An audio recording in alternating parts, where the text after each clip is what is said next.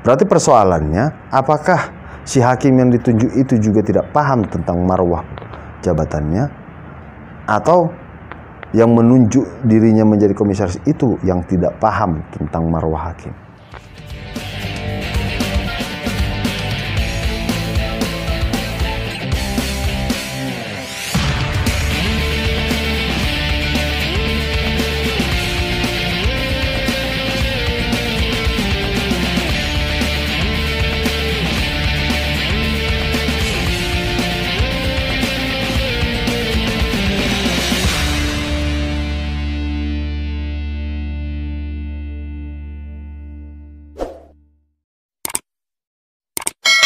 Penunjukan salah seorang hakim yang dalam perkara Jiwasraya menjadi komisaris BUMN menjadi polemik. Kita mau salahkan siapa? Kenapa bisa seorang hakim menjadi komisaris?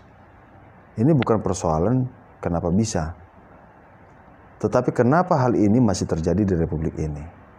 Apakah kurang pemahaman kita tentang marwah daripada jabatan hakim itu sendiri? Hakim itu adalah jabatan yang paling tinggi di antara seluruh jabatan yang ada di Indonesia ini. Bahkan hakim itu lebih tinggi jabatannya daripada presiden. Dia lebih suci. Hakim itu lebih terhormat dibandingkan jabatan apapun.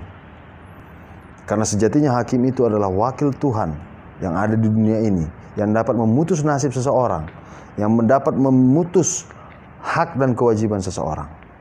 Kalau saya seorang hakim, saya tidak akan mau ditunjuk sebagai presiden atau menteri, apalagi komisaris. Karena hakim itu adalah suatu kesucian. Itu sebabnya kenapa hakim itu sering dalam penyebutan di persidangan itu dengan sebutan yang mulia. Namun surat Harifin Tumpa kepada Ketua Mahkamah Agung yang ingin menghilangkan sebutan yang mulia di setiap persidangan dalam pengadilan mungkin menjadi penilaian tersendiri. Apakah layak hakim disebut yang mulia?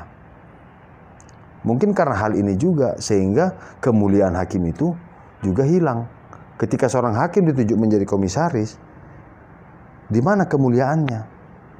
Dia menurunkan derajatnya dari seorang hakim, seorang pemutus, menjadi seorang komisaris yang hanya pengawas, mengawasi.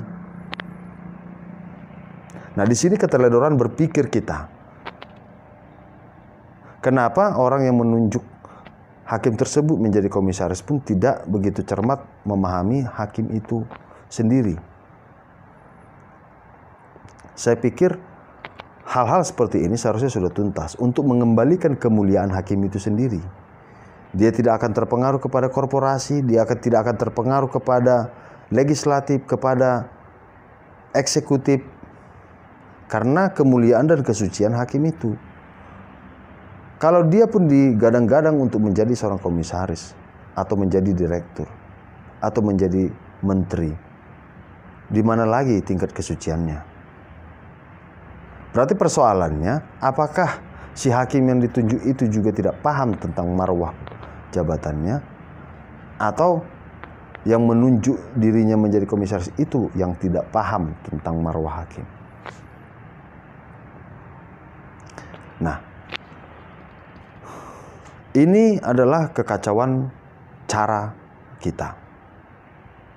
Sehingga kenapa negara kita ini selalu berpolemik tentang dui fungsi, tentang dua jabatan, atau bahkan tiga di dalam satu era, di dalam satu periode.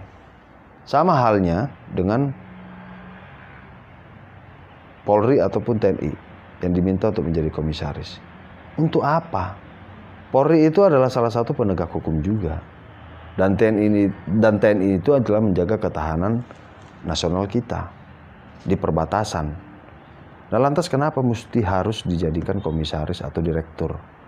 Apakah Indonesia ini kekurangan orang-orang cerdas, kekurangan sumber daya manusia yang mumpuni untuk membidangi ataupun mengurusi segala hal yang menyangkut tentang perusahaan milik negara? Saya pikir orang Indonesia ini banyak yang cerdas-cerdas dan banyak yang mampu dari segi keilmuan untuk mengelola suatu perusahaan seperti BUMN. Maka persoalannya bukan kenapa hakim, Polri atau TNI itu ditunjuk menjadi komisaris.